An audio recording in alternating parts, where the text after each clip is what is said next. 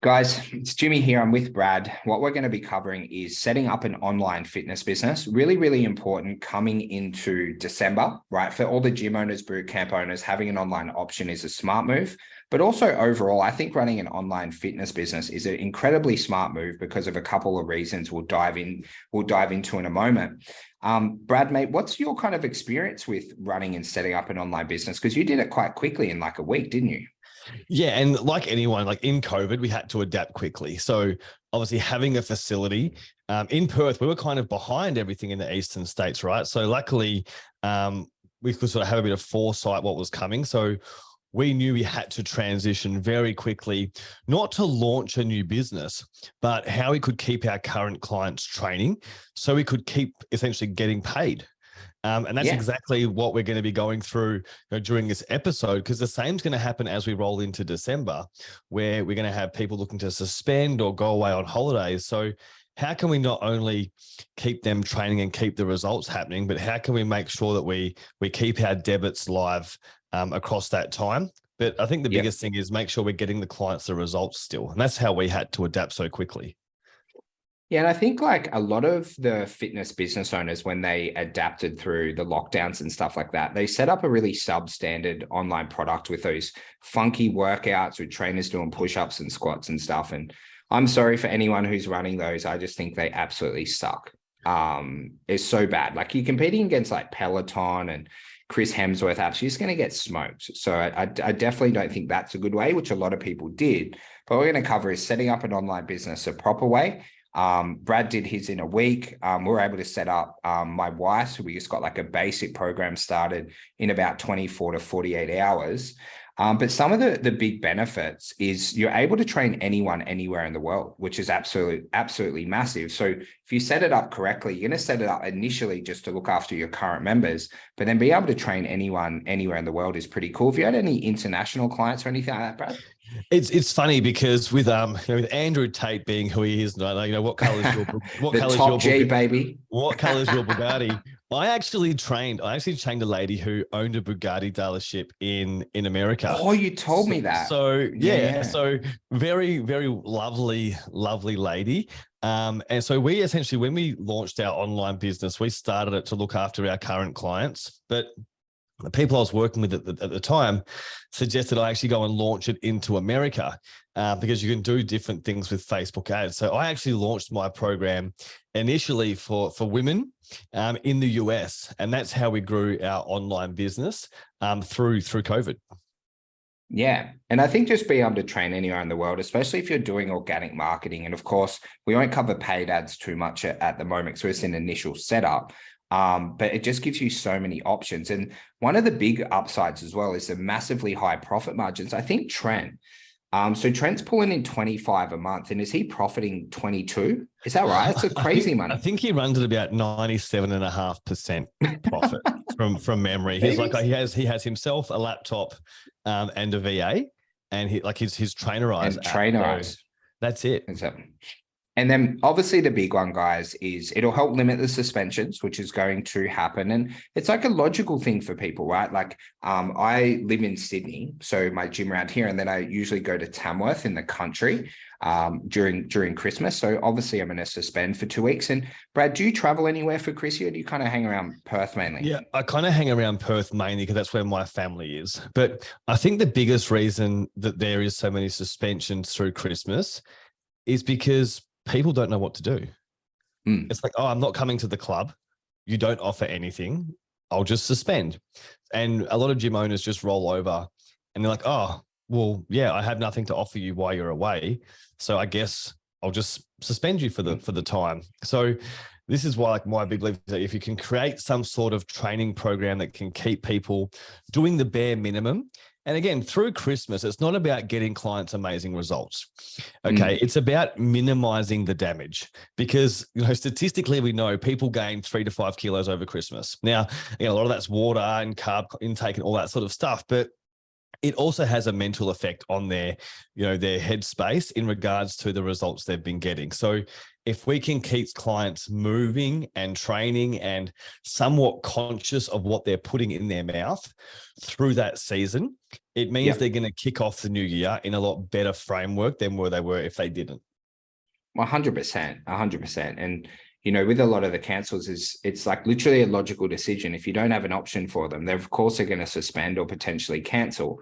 So the big outcome that we want from you guys today is to actually create an option for them, right? And but it doesn't have to be the world's best online program. It just has to be good enough to get you started, or what you call a lot in business, a minimum viable product that you're proud of, right? Something that you can put to the market, because the more that you run this, obviously it gets better and better and better. Now, as an app, there's thousands out there that you can use for training. I see apps all the time. The one that we use the most is Trainerize. Purely because we just know how to use it, so we can coach our clients on how to use it. Have you used any other apps or training, you know, principles in the past that have helped? Yeah, I've used a couple of different apps. Trainerize is definitely probably one of the most user-friendly for both the coach and the client.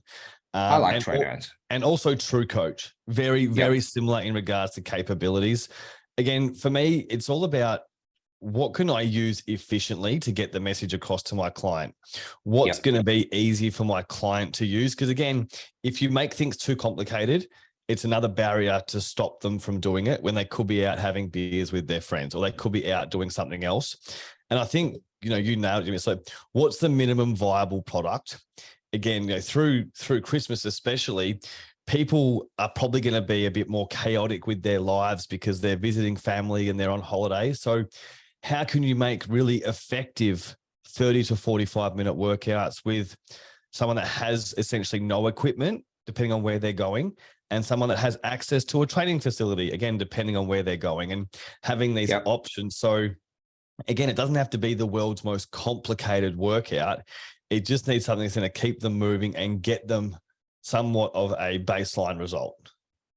Yeah, and on the training system, so it'll be interesting what you did, but we just implemented the same system which we used in the gyms, which was four workouts per week, and we just had an option of body weight or weighted workouts as the two options in case they had access to a gym. And then outside of that, we recommend doing 45 minutes of training on your off days, whether it's surfing, running, walking, bike riding, playing tennis, whatever it is. And those training programs, when you're initially set it up, did you guys program for 4 weeks or 6 weeks, or how did you do your training blocks? Yeah, so we programmed all of ours we were actually 5 weeks. So a 5 week training block, because we ran essentially 15-week cycles in our gym, and we do a strength testing every 15 weeks.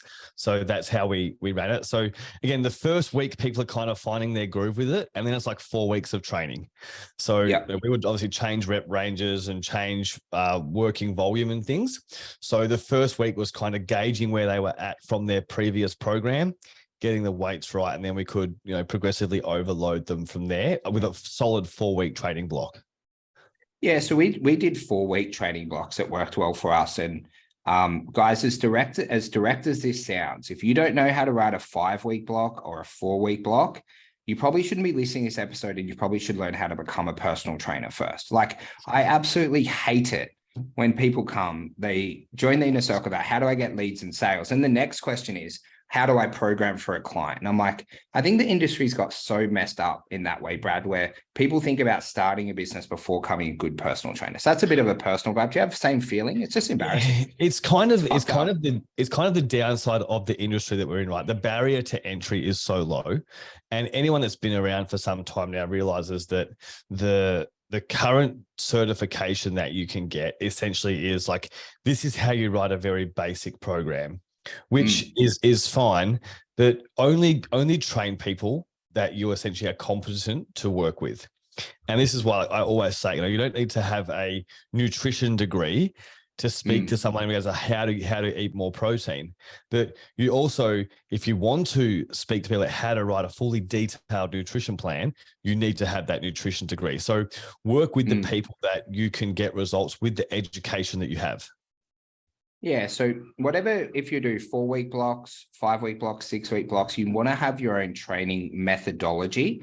And I'll tell you a secret, it all works if you believe in it and people follow it, right? There's some that are better than others. We won't go into the detailedness of programming because we're getting a big argument together. Just have a system that you would back and that you would put someone you love and care about on backing that it will get results. And for the people that you're training, which is general population, that's more than enough. But then within your trainer eyes, guys, what you've really got to focus is what type of nutrition, coaching, or accountability are you adding in?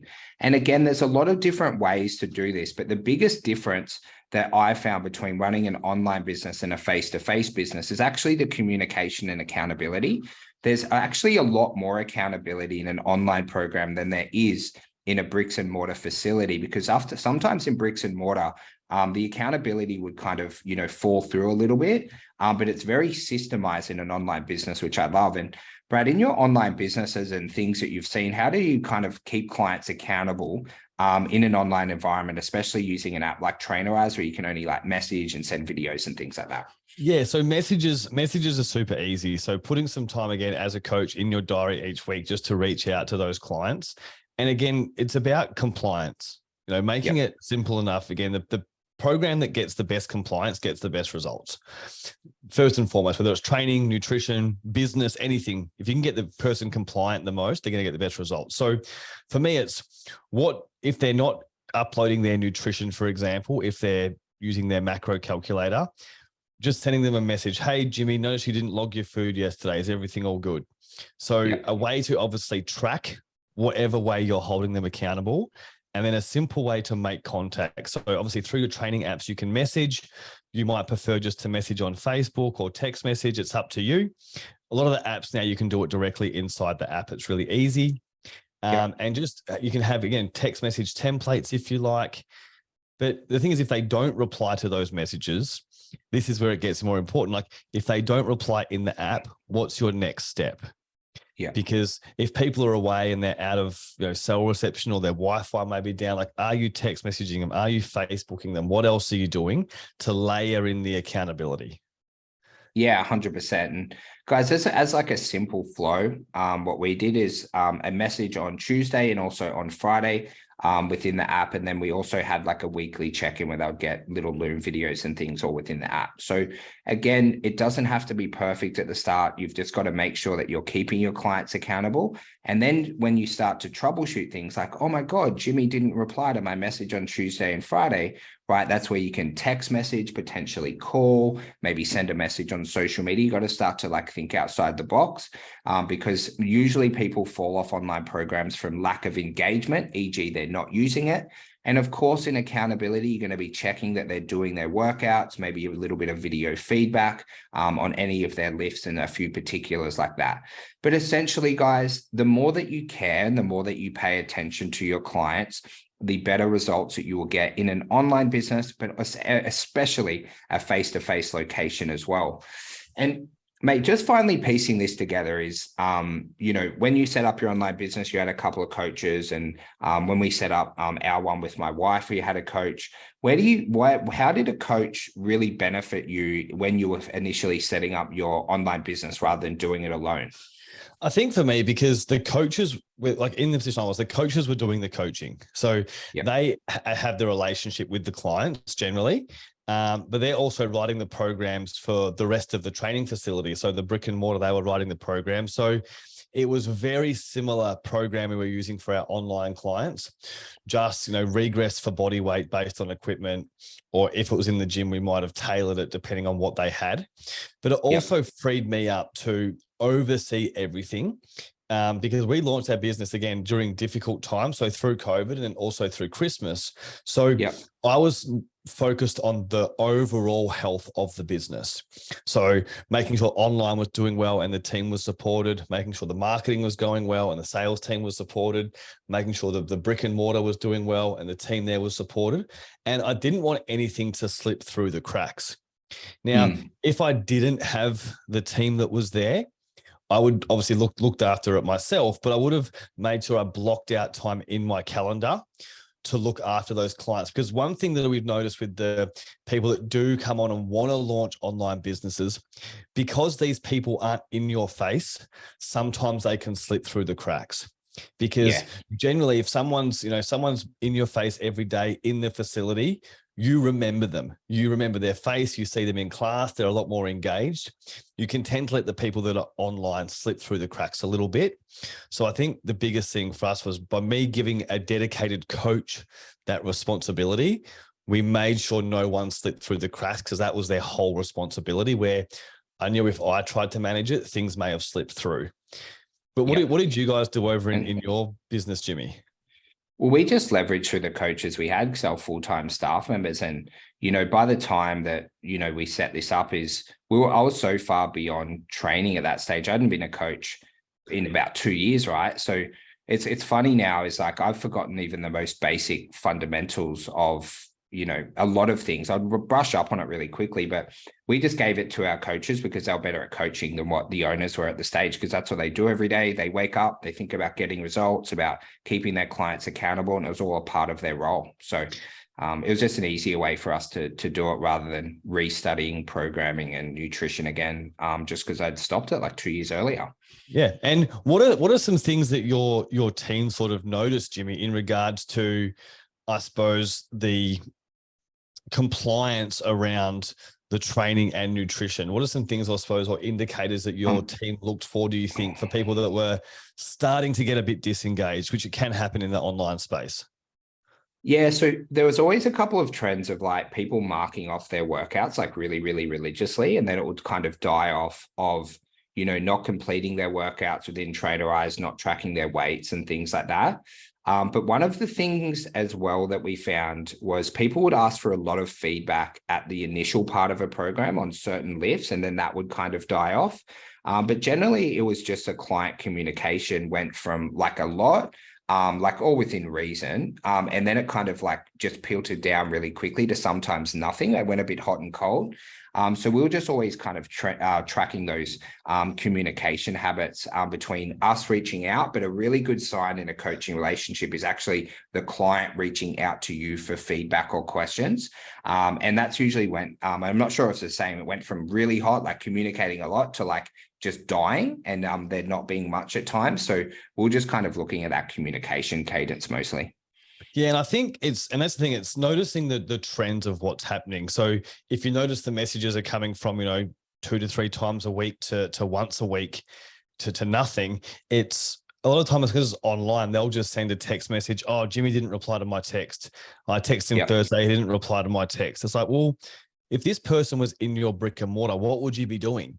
Like pick up your phone, ring your client, make sure they're okay, because the training not getting done may be because they're sick, something's happened in their life, there may be something else going on, but this is just a side effect of that. But I think a lot of people, because online, I just text him through the app, or I send him a DM on Facebook. It's like, well, that's all good and well, but if this person was face to face, like, what would you be doing? You'd be calling them, you'd be going through all these other steps. And I think the same has to roll over when you launch an online business, because these people are still paying you for a result.